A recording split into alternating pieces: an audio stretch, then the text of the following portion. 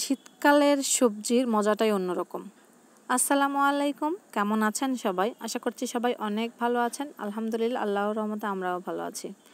এই যে আমার ছাদ বাগানে গাছগুলো আপনাদের কাছে দেখাচ্ছি, ভাবতেছি যে একটু দেখাই। তো ছাদে অনেক পাতা পড়ে গেছে, এগুলোকে পরিষ্কার করা হয় নাই, সময় পাচ্ছি না যেহেতু মেয়ের পরীক্ষা।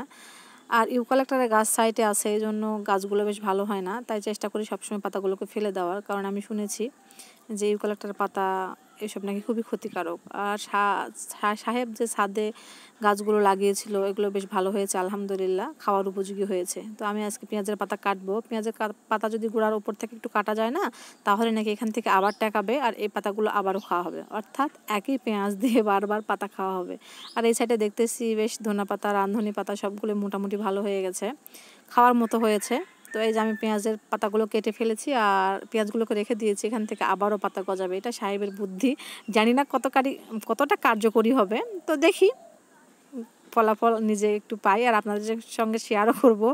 তো আমি এই যে সব সবজি নিয়ে নিয়েছি এখানে, শীতকালে যে সবজিগুলো, পেঁয়াজের পাতা, সিম, বেগুন, ফুলকপি, এগুলো দিয়ে আমি হাতে মাখানো একটা চচ্চড়ি করব। আমার বেশ ভালো লাগে সবজি খেতে। আর আমি এখানে মাছও রান্না করে রেখেছি। আমি তো আপনাদের বলেছি যে আমি মাছ শীতের সময় রান্না করে রেখে সেটাই যে সর পড়ে গেলে এগুলো খেতে আমার অনেক ভালো লাগে। আর রান্না করার যে একটা ঝামেলা, বা মাছ ভেজানো, শীতের সময় মাছটাকে খোলা আবার ভেজে ভেজে রান্না করা, আমার না ভালো লাগে না। মনে হয় টাটকা মাছ এভাবে মাখায় বা তেলানি করে রান্না করে রাখলে উপরে যে সরটা পড়বে, এটা দিয়ে গরম ভাত, তেলানি ভাত, মাখা ভাত, সব ভাত খেতে না অনেক ভালো লাগে।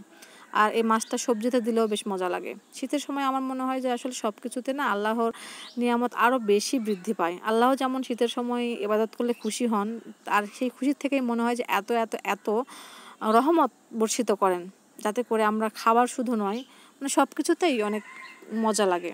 যেমন খাবার বলেন, প্রকৃতির দিকে একটু শীত তো লাগে, তবে মজাও কিন্তু লাগে।